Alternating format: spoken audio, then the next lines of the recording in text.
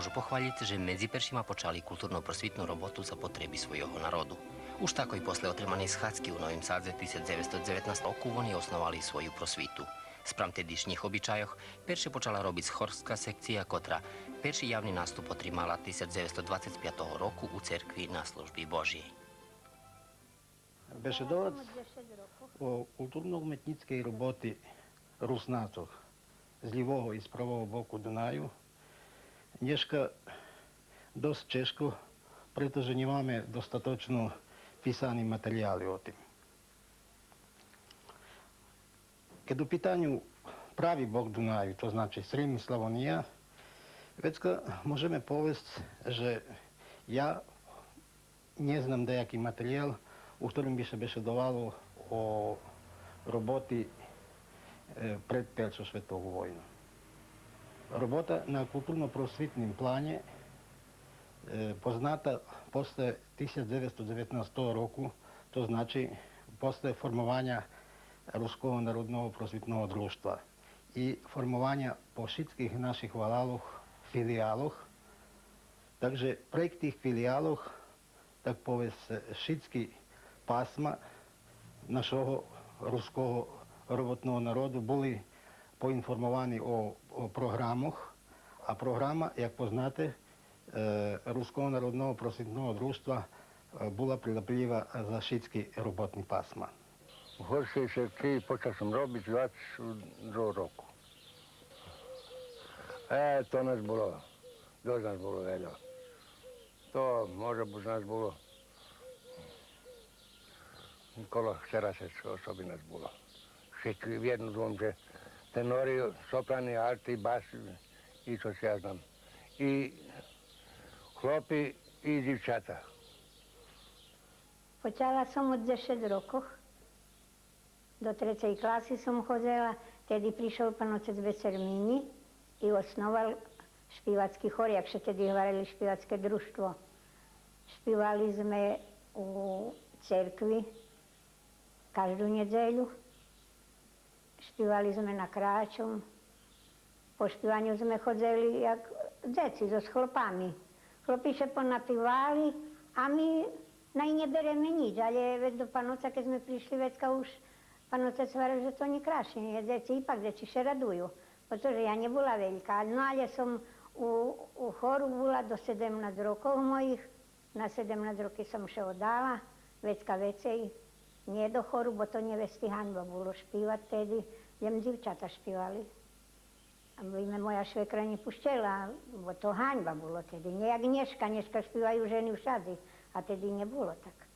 No vecka už keď som bola divka, veď sa osnovalo i to tí, jak sa hovorí, zabavy tedy hovorili. A zabavy sme dávali na kráčun, na Veľkú noc, a bolo i na Kirvaj. No ale tedy žandáre chodzeli na nás, da nešmelo še to odrediť, keď še placi. Ta bolo dobrovoľný prílog, ta bolo až i dinari pol kto dal, bo to še patrelo, nie? A tak tedy bolo.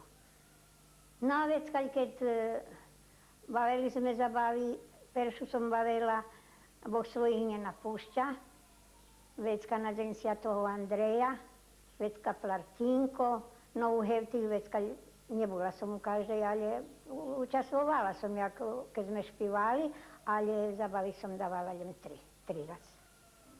To bolo bar skrašne.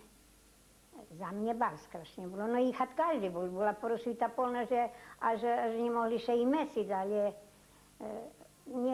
my nemali nič, čo sme bavili, že da sme dobili dajaký poklony, alebo co. Až vecka, keď ja še odala, vec kupovali divčatom obrazy každej a my nedobývali.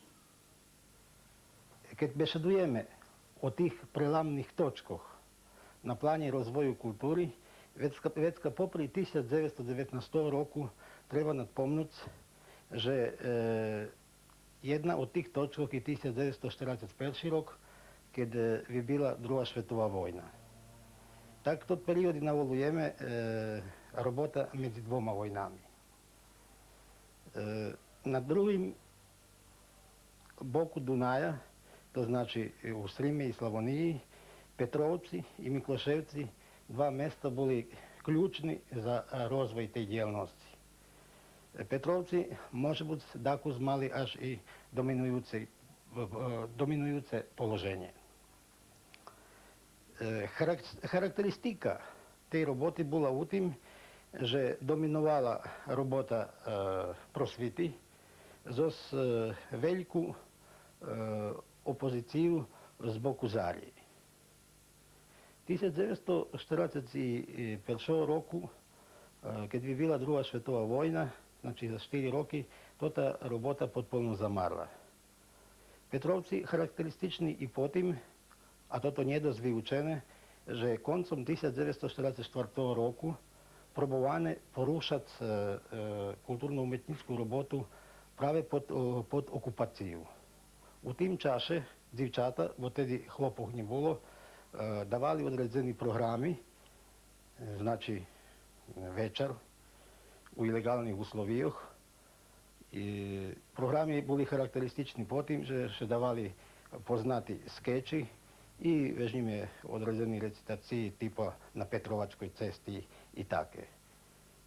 Hlopski ulohi bavili djevčata, preto, jak sam govorio, bo leginje i mladši hlopi bili šitski u vojni.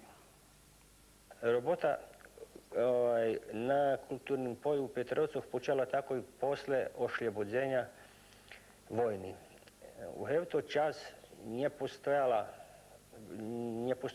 kulturne prosvitne društvo, a prosvita še rozpadla za vreme vojni i hevto čas rukovodzela omladinske organizacije, a rukovodzeli Perišico počali še davac zabavi, priredbi, to ti kratki, to bili kojaki skeči, rukovodzelo AFŽ, ono še tedi osnovalo. Nije bilo nijekog orkestra, vojiše tedi še u to čas še nije povracali, verovatno ani z partizanov, to ti co znali hrad, bo bili obučovani še za vreme Staroj Jugoslaviji, u vojni. I ja počal z njima hrad, bo sam jedini, ostal sam doma i to sam z njima učestvoval taki hlapec kolo 14 roki. U to čaše davalo našu špivanki, davalo še i Vrapca i tak dalje. Ali AFŽ, kjer še ja sećam, davalo u starej prosviti, ali nigdje sme njej hodzeli po jakih valalov. Jem to bilo u Petrovcovu prosviti. Ja počal hrati, ja hlapec na 14 roki sme už hrali u kulturnim našim u Petrovcu, to je u prosviti, jak mi tedi volali i z nami bilo nas 7. To bol Ketelešov Danil, Simon Hirjovatov, Jakim Bogmekov, Bučkov Kiril, Mihal Semanov i Emil Međeši. Jak hlapci sme še naučili to bože hrazdakozi, već kad sme bavili i zabavi i tancovali sme i u horu sme špivali, u Belju sme u horu špivali. Hor vozela ta učiteljka Vera, uglavnim z nami, a učitelj Oljar, on vozel to ti zabavi, jak mi vareli tedi i muziku nas dako zvon podučoval. Vecka kasnijše, už kad me dako boli mocnijši, već nam Marijan Žuber, profesor, on nam veljo pomog, on nam malo to objašnje linšak, da sme tako postali hudaci Petrovski. Treća prelomna točka to bi bila 1946. rok i 7. Znači povojnovi period, kad formovana ruska matka i kad po šitskih naših mestoh formovani sekciji ruske matke. Nažalj, ruska matka še nije zatrimala bar drugo, bo je rozformovana 1948 roku. Toto jej rozformiovanje було пов'язане дешка з вибиванням резолюції Інформбюро, значить, що політика тут відвела головну увагу.